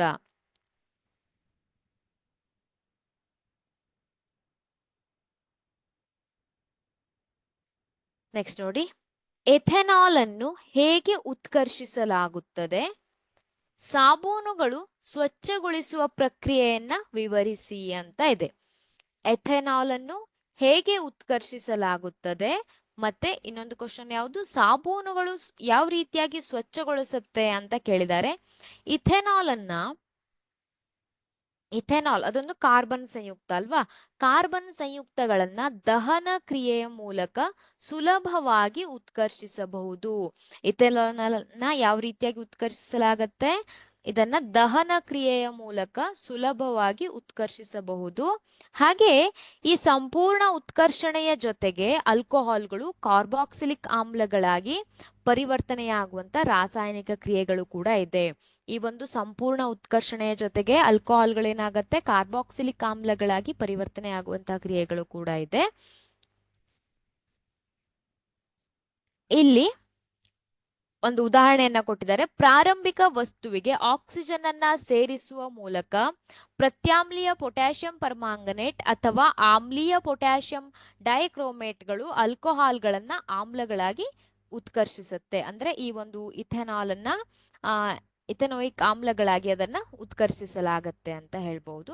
ಎರಡನೇದಾಗಿ ನೋಡಿ, ಸಾಬೂನುಗಳು ಯಾವ ರೀತಿಯಾಗಿ ಕೊಳೆಯನ್ನ ನಿರ್ಮೂಲನೆ ಮಾಡ್ಲಿಕ್ಕೆ ಕೊಳೆಯನ್ನ ಯಾವ ರೀತಿಯಾಗಿ ಇದ್ ಮಾಡುತ್ತೆ ಅಂತ ಅಲ್ವಾ. ಎರಡನೇ ಪ್ರಶ್ನೆಯನ್ನ ನೋಡಿ, ಹೆಚ್ಚಿನ ಕೊಳೆಯು ತೈಲಯುಕ್ತ ಸ್ವಭಾವದಿಂದ ಕೂಡಿರುತ್ತದೆ ಮತ್ತು ಎಣ್ಣೆಯು ನೀರಿನಲ್ಲಿ ವಿಲೀನವಾಗುವುದಿಲ್ಲ. ಈ ಸಾಬೂನಿನ ಅಣುಗಳು ಉದ್ದ ಸರಪಳಿಯ ಕಾರ್ಬಾಕ್ಸಿಲಿಕ್ ಆಮ್ಲಗಳ ಸೋಡಿಯಂ ಅಥವಾ ಪೊಟ್ಯಾಷಿಯಂ ಲವಣಗಳಾಗಿದೆ. ಸಾಬೂನಿನ ಅಯಾನಿಕ್ ತುದಿ ನೀರಿನೊಂದಿಗೆ ವರ್ತಿಸಿದರೆ ಕಾರ್ಬನ್ ಸರಪಳಿಯು ಎಣ್ಣೆಯೊಂದಿಗೆ ವರ್ತಿಸುತ್ತದೆ. ಹೀಗೆ ಸಾಬೂನಿನ ಅಣುಗಳೇನ್ ಮಾಡುತ್ತೆ, ಈ ಮಿಸೆಲ್ಗಳನ್ನ ಉಂಟು ಮಾಡುತ್ತೆ ಅಲ್ವಾ. ಇದೊಂದು ಎಣ್ಣೆ ಅಥವಾ ಜಿಡ್ಡು ಅಥವಾ ಕೊಳೆ ಅಂತ ತೆಗೆದುಕೊಂಡ್ರೆ ಏನಾಗುತ್ತೆ, ಈ ಸಾಬೂನಿನ ಅಣುಗಳೇನ್ ಮಾಡುತ್ತೆ, ಈ ರೀತಿಯಾಗಿ ಮಿಸೆಲ್ಗಳನ್ನ ಉಂಟು ಮಾಡುತ್ತೆ. ಇದನ್ನ ನಾವು ಮಿಸೆಲ್ ಅಂತ ಕರಿತೇವೆ ಅಲ್ವಾ. ಈ ರೀತಿಯಾಗಿರುತ್ತೆ. ಸಾಬೂನಿನ ಅಣುಗಳ ಹೈಡ್ರೋಕಾರ್ಬನ್ ತುದಿಯು ಎಣ್ಣೆಯ ಹನಿಯ ಕಡೆಗೆ ಇರುತ್ತದೆ. ಆ ಒಂದು ಇದು ಎಣ್ಣೆ ಹನಿ ಅಂದ್ರೆ ಸಾಬೂನಿನ ಹೈಡ್ರೋಕಾರ್ಬನ್ ತುದಿ ಎಣ್ಣೆಯ ಹನಿಯ ಕಡೆಗೆ ಇರುತ್ತದೆ. ಹಾಗೆ ಅಯಾನಿಕ್ ತುದಿಯು ಹೊರಮುಖವಾಗಿರುತ್ತದೆ. ಇದನ್ನ ನಾವು ಅಯಾನಿಕ್ ತುದಿ ಅಂತ ಕರಿತೇವೆ. ಇದು ನೀರಿನಲ್ಲಿ ಎಮಲ್ಷನ್ ಅನ್ನು ಉಂಟು ಮಾಡುತ್ತದೆ. ಹೀಗೆ ಸಾಬೂನಿನ ಮಿಸೆಲ್ ನೀರಿನಲ್ಲಿ ಕೊಳೆಯನ್ನ ಕಿತ್ತು ಹೊರತೆಗೆಯಲು ಸಹಾಯ ಮಾಡುತ್ತದೆ. ಈ ಒಂದು ಮಿಸೆಲ್ ಉಂಟಾಗತ್ತೆ ಅಲ್ವಾ. ಆಗ ಏನಾಗುತ್ತೆ, ಈ ಕೊಳೆಯನ್ನ ಕಿತ್ತು ಹೊರತೆಗಿಲಿಕ್ಕೆ ಇದು ಸಹಾಯ ಮಾಡುತ್ತದೆ. ಈ ರೀತಿಯಾಗಿ ನೀವು ಉತ್ತರವನ್ನ ಬರಿಬೇಕಾಗತ್ತೆ. ನೋಡಿ, ಪರ್ಯಾಪ್ತ ಮತ್ತು ಅಪರ್ಯಾಪ್ತ ಕಾರ್ಬನ್ ಸಂಯುಕ್ತಗಳ ನಡುವಣ ಯಾವುದಾದರೂ ಎರಡು ವ್ಯತ್ಯಾಸಗಳನ್ನ ಬರೆಯಿರಿ ಅಂತ ಇದೆ. ಪರ್ಯಾಪ್ತ ಮತ್ತು ಅಪರ್ಯಾಪ್ತ ಕಾರ್ಬನ್ ಸಂಯುಕ್ತಗಳ ನಡುವಣ ಯಾವುದಾದರೂ ಎರಡು ವ್ಯತ್ಯಾಸಗಳನ್ನ ಬರೆಯಿರಿ. ನೋಡಿ, ಮೊದಲನೇದಾಗಿ ಕಾರ್ಬನ್ ಪರಮಾಣುವಿನ ಎಲ್ಲಾ ವೇಲೆನ್ಸಿಗಳು ಏಕಬಂಧದಿಂದ ಸಂತೃಪ್ತಗೊಂಡಿರುವುದನ್ನ ನಾವೇನಂತ ಕರಿತೇವೆ, ಆ ರೀತಿಯ ಒಂದು ಸಂಯುಕ್ತಗಳನ್ನ, ಕಾರ್ಬನ್ನ ಪರಮಾಣುವಿನ ಎಲ್ಲಾ ವೇಲೆನ್ಸಿಗಳು ಏಕಬಂಧದಿಂದ ಸಂತೃಪ್ತಗೊಂಡಿದ್ದರೆ ಈ ರೀತಿಯಾದಂತಹ ಕಾರ್ಬನ್ ಸಂಯುಕ್ತಗಳನ್ನ ಪರ್ಯಾಪ್ತ ಸಂಯುಕ್ತಗಳೆಂದು ಕರೆಯುತ್ತಾರೆ. ಅಂದ್ರೆ ಕಾರ್ಬನ್ನ ವೇಲೆನ್ಸಿ ಎಷ್ಟಿರ್ಬೇಕು, 4 ಅಲ್ವಾ. ಎಲ್ಲಾ ವೇಲೆನ್ಸಿ ಯಾವ್ದ್ರಿಂದ ಇದಾಗಿರ್ಬೇಕು, ಏಕಬಂಧ, ದ್ವಿಬಂಧ ಇರಬಾರ್ದು. ಅದನ್ನ ನಾವು ಪರ್ಯಾಪ್ತ ಸಂಯುಕ್ತಗಳು ಅಂತ ಕರಿತೇವೆ. ಇನ್ನೊಂದು, ಈ ಸಂಯುಕ್ತಗಳು ಸಾಮಾನ್ಯವಾಗಿ ಹೆಚ್ಚು ಕ್ರಿಯಾಶೀಲವಾಗಿರುವುದಿಲ್ಲ. ಈ ಸಂಯುಕ್ತಗಳು ಸಾಮಾನ್ಯವಾಗಿ ಹೆಚ್ಚು ಕ್ರಿಯಾಶೀಲ ಆಗಿರುವುದಿಲ್ಲ.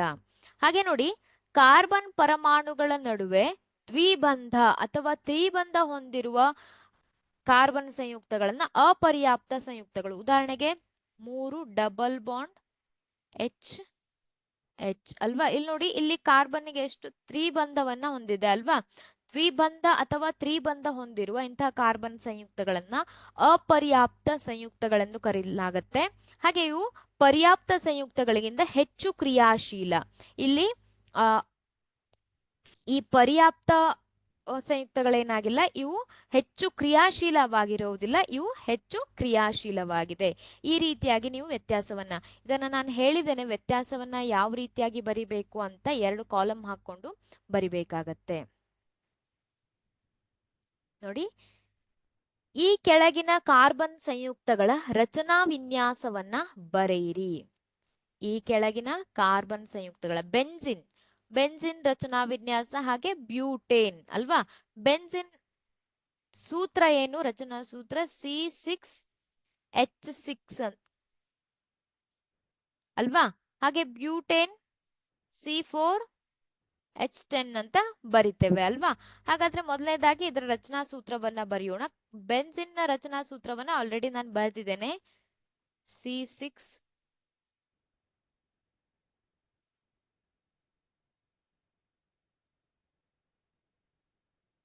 H6 ಅಲ್ವಾ? ಪ್ರತಿಯೊಂದಕ್ಕೂ ಒಂದೊಂದು ಹೈಡ್ರೋಜನ್ ಅಣುಗಳು. ಆದ್ರೆ ಕಾರ್ಬನ್ ನ ವೇಲೆನ್ಸಿ ಇನ್ನು ಎಷ್ಟಿರ್ಬೇಕು? 4 ಇರ್ಬೇಕು. ಇಲ್ಲಿ 3 ಇದೆ ಅಲ್ವಾ? ಆದ್ರಿಂದ ನಾನು ಏನ್ ಮಾಡ್ತೇನೆ, ಇಲ್ಲಿ ಡಬಲ್ ಬಾಂಡ್ ಮಾಡ್ತೇನೆ. ಇಲ್ಲಿ ನೋಡಿ, ಈ 2 ಕಾರ್ಬನ್ ನ ವೇಲೆನ್ಸಿ ಏನಾಗಿದೆ ಇಲ್ಲಿ ಸರಿಯಾಗಿದೆ ಅಲ್ವಾ? 4 ಆಗಿದೆ. ಆದ್ರಿಂದ ಇಲ್ಲಿ ನಾ ಡಬಲ್ ಬಾಂಡ್ ಅನ್ನ ಹಾಕ್ತಾ ಇದ್ದೇನೆ, ಇಲ್ಲಿ ಡಬಲ್ ಬಾಂಡ್ ಅನ್ನ ಹಾಕ್ತಾ ಇದ್ದೇನೆ. ಇದನ್ನ ನಾವು ಬೆನ್ಸಿನ್ ನ ರಚನಾ ವಿನ್ಯಾಸ ಅಂತ ಕರಿತೇವೆ. ನೋಡಿ, ಇದನ್ನ ನೀವು ನೀಟಾಗಿ ಬಿಡಿಸ್ಬೇಕು. ಈ ರೀತಿಯಾಗಿ ಬೆನ್ಸಿನ್ C6H6 ಇದೆ ಅಲ್ವಾ? ಇದನ್ನ ಯಾವ ರೀತಿಯಾಗಿ ಬಿಡಿಸ್ಬೇಕು ಅನ್ನೋದನ್ನ ತೋರಿಸಿದ್ದಾರೆ. ಹಾಗೆ ಇನ್ನೊಂದು ಬ್ಯೂಟೇನ್ C4H10 ಅಲ್ವಾ? 4 ಅಂದ್ರೆ 1 2 3 4. C4 ಅಂದ್ರೆ 4 ಕಾರ್ಬನ್ ಅಣುಗಳನ್ನ ಬರ್ಕೊಂಡ್ ಬಿಡ್ಬೇಕು ಅಲ್ವಾ? H10 ಪ್ರತಿಯೊಂದಕ್ಕೂ ಇಲ್ಲಿ ನೋಡಿ, ಕಾರ್ಬನ್ ಏನಾಗ್ಬೇಕು? 4 ವೇಲೆನ್ಸಿಯ ಬಂಧವನ್ನ ಹೊಂದಿದೆ ಅಲ್ವಾ? ಆದ್ರಿಂದ ನೋಡಿ, 1 2 3 4 ಆಯ್ತು. ಅದರಿಂದ ಇಲ್ಲೊಂದು H ಹಾಕ್ತಾ ಇದ್ದೇನೆ, ಇಲ್ಲೊಂದು H. 1 2 3 4 ಆಯ್ತು. ಇಲ್ಲೂ ಕೂಡ H 1 2 3 4. ಇಲ್ಲೂ 1 2 3 H10 ಆಯ್ತಾ ನೋಡಿ? 1 2 3 4 5 6 7 8 9 10 ಅಲ್ವಾ? C4H10 ಆಯ್ತು. ಈ ರೀತಿಯಾಗಿ ನೀವು ರಚನಾ ಸೂತ್ರವನ್ನ ಬರಿಬೇಕಾಗತ್ತೆ. ಈಥಿನ್ ಅಣುವಿನ ರಚನಾ ಸೂತ್ರವನ್ನ ಬರೆಯಿರಿ ಅಂತ ಇದೆ. ಈಥಿನ್ ಅಂದ್ರೆ ನಾವು ಸಾಮಾನ್ಯ ಸೂತ್ರವನ್ನ ಏನ್ ಹೇಳ್ತೇವೆ? CnH2n ಅಂತ ಹೇಳ್ತೇವೆ ಅಲ್ವಾ? ಈಥಿನ್ ಅಂದ್ರೆ 2 ಕಾರ್ಬನ್ ಅಣುಗಳಿದೆ, C2H4. ಈಥಿನ್ ಅಂದ್ರೆ 2 ಕಾರ್ಬನ್ ಅಣುಗಳಿದೆ. ಸಾಮಾನ್ಯ ಸೂತ್ರ ಏನು? CnH2n ಅಂದ್ರೆ C2H4 ಅಂತ ಇದೆ. ಹಾಗಾದ್ರೆ ನೋಡಿ, ಈಥಿನ್ ನ ರಚನಾ ಸೂತ್ರ 1 2 ನಿಮ್ಗೆ ಗೊತ್ತಿರಬಹುದು. ಈಥೇನ್, ಪ್ರೋಪೇನ್, ಬ್ಯೂಟೇನ್, ಪೆಂಟೇನ್ ಅಲ್ವಾ? ಪೆಂಟ್, ಹೆಕ್ಸ್, ಹೆಪ್ಟ್ ಇದು ಗೊತ್ತಿರ್ಬೇಕು ನಿಮ್ಗೆ. ಈಥಿನ್ ಅಂದ್ರೆ 2 ಅಲ್ವಾ? ನೆಕ್ಸ್ಟ್ ನೋಡಿ, ಎಷ್ಟಿದೆ? C2H4 ಅಲ್ವಾ? H4 ನೋಡಿ, ಹೈಡ್ರೋಜನ್ ಅಣುಗಳನ್ನ ನಾನು ಇಲ್ಲಿ H4, ಇಲ್ಲಿ 2, ಇಲ್ಲಿ ಹೈಡ್ರೋಜನ್ 2 ಆಯ್ತು ಅಲ್ವಾ? ಆದ್ರೆ ಕಾರ್ಬನ್ ಏನಾಗಿದೆ? 3 ಬಂಧವನ್ನ ಮಾತ್ರ ಹೊಂದಿದೆ. ಆದ್ರಿಂದ ಇಲ್ಲಿ ಕಾರ್ಬನ್ ಡಬಲ್ ಬಾಂಡ್ ಅನ್ನ ಹಾಕ್ತಾ ಇದ್ದೇನೆ ನೋಡಿ. 1 2 3 4. ಹಾಗಾದ್ರೆ ಸರಿಯಾಗಿ ಇದರ ರಚನೆಯನ್ನ ಬರೆಯೋಣ. CH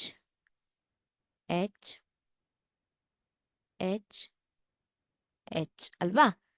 C2H4 ಇದು ಈಥಿನ್ ನ ರಚನಾ ವಿನ್ಯಾಸ.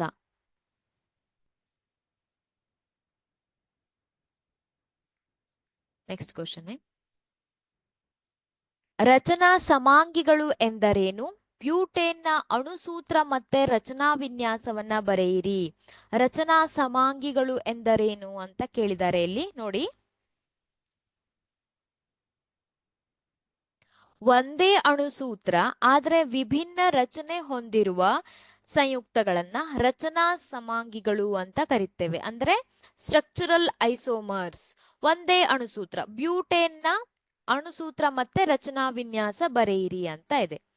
ಬ್ಯೂಟೇನ್ನ ಅಣುಸೂತ್ರ ಏನು? C4H10 ಅಲ್ವಾ? ಈಗ C4H10 ಬ್ಯೂಟೇನ್ನ 2 ರೀತಿಯಾದಂತಹ ರಚನೆಯನ್ನ ನೀವು ನೋಡಿದಿರ. 1 2 3 4 ಇದು ನೀವು ಜಸ್ಟ್ ನೋಡಿದಿರ ಅಲ್ವಾ? ಬ್ಯೂಟೇನ್ನ ಒಂದು ರೀತಿಯಾದಂತಹ ರಚನಾ ಸೂತ್ರವನ್ನ ನೀವು ನೋಡಿದಿರ. ಎರಡನೇ ರೀತಿಯಾಗಿ ಯಾವ ರೀತಿಯಾಗಿ ಬರಿಬಹುದು ಅಂದ್ರೆ, ಬ್ಯೂಟೇನ್ ಅನ್ನ ಆಲ್ರೆಡಿ ನಾನು ಹೇಳಿದ್ದೇನೆ ಒಂದ್ಸಲ, ಸಿ ಅಲ್ವಾ? ಸಾರಿ, C4 ಆಗ್ಬೇಕು ಅಲ್ವಾ? ಒಂದು ನಿಮಿಷ.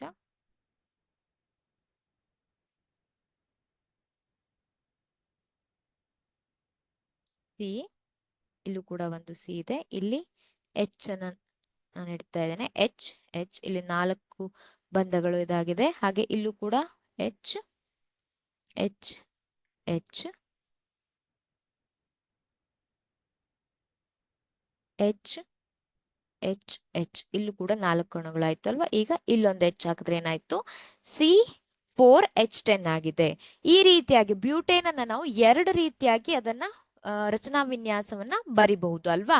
ಆದ್ರಿಂದ ಅದನ್ನ ರಚನಾ ಸಮಾಂಗಿಗಳು ಅಂತ ಕರೀತಾರೆ. ಇಲ್ಲಿ ಬ್ಯೂಟೇನ್ ನ ಏನ್ ಕೇಳಿದ್ದಾರೆ, ರಚನಾ ಸೂತ್ರ ಮತ್ತೆ ವಿನ್ಯಾಸವನ್ನ ಬರೆಯಿರಿ, ಅಣುಸೂತ್ರ ಮತ್ತೆ ವಿನ್ಯಾಸವನ್ನ ಬರೆಯಿರಿ ಅಂತ ಇದೆ. ಸೊ ಇದನ್ನ ಆಲ್ರೆಡಿ ನಾವು ಡಿಸ್ಕಸ್ ಮಾಡಿದ್ದೇವೆ ಅಲ್ವಾ. ನೋಡಿ, ಕೆಟನೀಕರಣ ಎಂದರೇನು, ಅಲ್ಕಿನ್ಗಳ ಸಾಮಾನ್ಯ ಸೂತ್ರವನ್ನ ಬರೆಯಿರಿ ಅಂತ ಇದೆ. ಅಲ್ಕಿನ್ಗಳ ಸಾಮಾನ್ಯ ಸೂತ್ರ ಏನು, CnH2n ಅಲ್ವಾ. ಅಲ್ಕಿನ್ಗಳ ಸಾಮಾನ್ಯ ಸೂತ್ರ. ಅಲ್ಕೇನ್ಗಳ ಸಾಮಾನ್ಯ ಸೂತ್ರ CnH2n+2 ಅಲ್ವಾ. ಅಲ್ಕೇನ್ ಬ್ಯೂಟೇನ್ ಈ ರೀತಿಯಾಗಿದೆ. ಅಲ್ಕಿನ್ಗಳು CN, ಈಥಿನ್, ಬ್ಯೂಟಿನ್, CnH2n ಅಲ್ವಾ. ಹಾಗೆ ಇಲ್ಲಿ ಕೆಟನೀಕರಣ ಎಂದರೇನು ಅಂತ ಕೇಳಿದ್ದಾರೆ. ಒಂದು ರಾಸಾಯನಿಕ ಕ್ರಿಯೆಯಲ್ಲಿ ಕಾರ್ಬಾಕ್ಸಿಲಿಕ್ ಆಮ್ಲ, ಕೀಟೋನ್ ಹಾಗೂ ಕಾರ್ಬನ್ ಡೈಆಕ್ಸೈಡ್ ನೀರನ್ನ ಉತ್ಪಾದಿಸುವಂತಹ ಒಂದು ಕ್ರಿಯೆಗೆ, ಉತ್ಪಾದಿಸುವ ಕ್ರಿಯೆಯನ್ನ ನಾವೇನಂತ ಕರಿತೇವೆ, ಅದನ್ನ ಕೆಟನೀಕರಣ ಅಂತ ಕರಿತೇವೆ. ನೆಕ್ಸ್ಟ್ ಕ್ವಶನ್ ಅನ್ನ ನೋಡಿ. ಈ ಕೆಳಗಿನ ರಚನೆಗಳನ್ನ ಹೊಂದಿರುವ ಕಾರ್ಬನ್ ಸಂಯುಕ್ತಗಳನ್ನ ಹೆಸರಿಸಿ. ನೋಡಿ, ಇದನ್ನ ಪ್ರತಿಯೊಂದಕ್ಕೂ ಒಂದೊಂದು ಅಂಕ, 1 ಅಂಕದ ಪ್ರಶ್ನೆಯಲ್ಲೂ ಕೂಡ ಇದನ್ನ ಕೇಳಬಹುದು. ಇಲ್ಲಿ ನೋಡಿ, C3 ಇದೆ ಅಲ್ವಾ. C3 ಇದೆ. ಇಲ್ಲೇನಾಗಿದೆ, OH ಗ್ರೂಪ್ ಇದೆ ಅಲ್ವಾ. ಇಲ್ಲಿ ಡಬಲ್ ಬಾಂಡ್ OH ಅಂದ್ರೆ COH ಗ್ರೂಪ್ ಇದೆ. ಹಾಗಾದ್ರೆ ನಾವು ಇದನ್ನ ಏನಂತ ಕರಿತೇವೆ, ಏನಂತ ಹೇಳ್ಬಹುದು ನಾವು, ಕಾರ್ಬಾಕ್ಸಿಲಿಕ್ ಆಮ್ಲ ಅಂತ ಹೇಳ್ಬಹುದು ಅಲ್ವಾ. ಪ್ರೊಪೆನೋಯಿಕ್ ಆಮ್ಲ ಅಂತ ಹೇಳ್ಬಹುದು. 3 ಇಲ್ಲಿ ನೋಡಿ, ಕೊನೆಯಲ್ಲಿರುವಂತದ್ದು COH ಅಲ್ವಾ. C ಡಬಲ್ ಬಾಂಡ್ OH ಅಲ್ವಾ. ಆದ್ರಿಂದ ಇದನ್ನ ಪ್ರೊಪೆನೋಯಿಕ್ ಆಮ್ಲ ಅಂತ ಹೇಳ್ಬಹುದು. ಹಾಗೆ ಎರಡನೇದಾಗಿ ನೋಡಿ, ಇಲ್ಲೇನಾಗಿದೆ, C4 1 2 3 4 ಇದೆ. C4 ಇದೆ. H ಎಷ್ಟಿದೆ ನೋಡಿ, 1 2 3 4 5 6 7 8. C4H8 ಇದ್ರೆ ನಾವೇನ್ ಹೇಳ್ಬಹುದು, ಇದನ್ನ CnH2n ಏನ್ ಹೇಳ್ಬಹುದು, ಬ್ಯೂಟಿನ್ ಅಲ್ವಾ. 4 ಇದೆ. ಹಾಗೆ ಇವುಗಳನ್ನ ನಾವು ಏನ್ ಹೇಳ್ಬಹುದು, ಬ್ಯೂಟಿನ್ಗಳು, ಬ್ಯೂಟಿನ್ ಅಂತ ಹೇಳ್ಬಹುದು ಅಲ್ವಾ, ಬ್ಯೂಟಿನ್. ಮೂರನೇ ಪ್ರಶ್ನೆಯನ್ನ ನೋಡಿ. OH ಗ್ರೂಪ್ ಇದೆ, C2 ಇದೆ. ಹಾಗೆ ಇಲ್ಲಿ OH ಗ್ರೂಪ್ ಇದೆ, ಇಲ್ಲಿ COH ಗ್ರೂಪ್ ಇತ್ತು ಅಲ್ವಾ. ಫಂಕ್ಷನಲ್ ಗ್ರೂಪ್ ಅಂತ ಕರಿತೇವೆ. ಅಲ್ಡಿಹೈಡ್ಗಳು, ಕೀಟೋನ್ಗಳು, ಹಾಗೆ ಕಾರ್ಬಾಕ್ಸಿಲಿಕ್ ಆಮ್ಲ ಈ ರೀತಿಯಾಗಿರುತ್ತೆ. ಅದರಿಂದ ನಾವು ಇದನ್ನ OH ಗ್ರೂಪ್ ಇದ್ರೆ ಏನಂತ ಕರಿತೇವೆ, ಅದನ್ನ ಆಲ್ಕೋಹಾಲ್ ಗ್ರೂಪ್ ಅಂತ ಕರಿತೇವೆ ಅಲ್ವಾ. OH ಗ್ರೂಪ್ ಮಾತ್ರ ಇದೆ. ಆದ್ರಿಂದ ಇದನ್ನ ಏನಂತ ಹೇಳ್ಬಹುದು ನಾವು, ಯಾವ ಒಂದು ಸಂಯುಕ್ತ ಅಂತ ಹೇಳ್ಬಹುದು, 2 ಕಾರ್ಬನ್ ಅಣುಗಳಿದೆ. ಹಾಗೆ H ಎಷ್ಟಿದೆ, 1 2 3 4 5. C2H5OH. C2H5OH ಅಂದ್ರೆ ಏನಂತ ಹೇಳ್ಬಹುದು ನಾವು, C2H5OH ಅಂದ್ರೆ ಇದನ್ನ ನಾವು ಇಥೆನಾಲ್ ಅಂತ ಹೇಳ್ಬಹುದು ಅಲ್ವಾ. Ethanol, ethanol, ETHANOL, ethanol. ಇಲ್ಲಿ ನೋಡಿ, ಕಾರ್ಬನ್ ಅಣುಗಳು ಎಷ್ಟಿದೆ, ಕಾರ್ಬನ್ ಅಣುಗಳು 1 2 3 4 5 ಅಲ್ವಾ. C5 ಇದೆ. H ನೋಡಿ, 1 2 3 4 5 6 7 8. C5H8 ಇದೆ ಅಂದ್ರೆ ಏನರ್ಥ, ಇಲ್ಲಿ C5H8 CnH2n-2 ಇದೆ ಅಲ್ವಾ. ನೋಡಿ, n ಅಂದ್ರೆ 5, 5 into 2 10, 10 - 2 8 ಅಲ್ವಾ. CnH2n -2. ಸೊ ಈ ಒಂದು ಸಾಮಾನ್ಯ ಸೂತ್ರ ಇರುವಂತಹ ಒಂದು ಗುಂಪುಗಳಿಗೆ ನಾವೇನಂತ ಕರಿತೇವೆ, ಬ್ಯೂಟೈನ್ ಅಥವಾ ಟೈನ್ ಅಂತ ಒಂದು ಆಡ್ ಮಾಡ್ತೇವೆ ಅಲ್ವಾ. ಇಲ್ಲಿ 5 ಇರೋದ್ರಿಂದ ಪೆಂಟೈನ್ ಅಂತ ಕರಿತೇವೆ. 4 ಇದ್ರೆ ಬ್ಯೂಟೈನ್ ಅಂತ ಕರಿತಿದ್ವಿ. ಇಲ್ಲಿ 5 5 ಕಾರ್ಬನ್ ಅಣುಗಳಿರೋದ್ರಿಂದ ನಾವೇನಂತ ಕರಿತೇವೆ, ಇದನ್ನ ಪೆಂಟೈನ್ ಅಂತ ಕರಿತಾ ಇದ್ದೇವೆ. ಪೆಂಟೈನ್. ಓಕೆ, ನೋಡಿ ಇವಿಷ್ಟು ನಿಮ್ಮ ಕ್ವಶನ್ ಪೇಪರ್ಗಳಲ್ಲಿ, ಬೇರೆ ಬೇರೆ ಕ್ವಶನ್ ಪೇಪರ್ಗಳಲ್ಲಿ ಕೇಳಿರುವಂತಹ ಕೆಲವೊಂದು ಪ್ರಶ್ನೆಗಳು, ಹಾಗೆ ತುಂಬಾ ಇಂಪಾರ್ಟೆಂಟ್ ಆಗಿರುವಂತಹ ಪ್ರಶ್ನೆಗಳು ಅಂತ ಹೇಳ್ಬಹುದು. ಹಾಗೆ ನಾವು ಇನ್ನೂ ಸ್ವಲ್ಪ ಈ ಪಾಠಕ್ಕೆ ಸಂಬಂಧಿಸಿದ ಹಾಗೆ ಇನ್ನು ಕೆಲವೊಂದು ಕ್ವಶನ್ಗಳನ್ನ ನಾವು ಮುಂದಿನ ಒಂದು ಭಾಗದಲ್ಲಿ ಸಾಲ್ವ್ ಮಾಡೋಣ. Okay, thank you.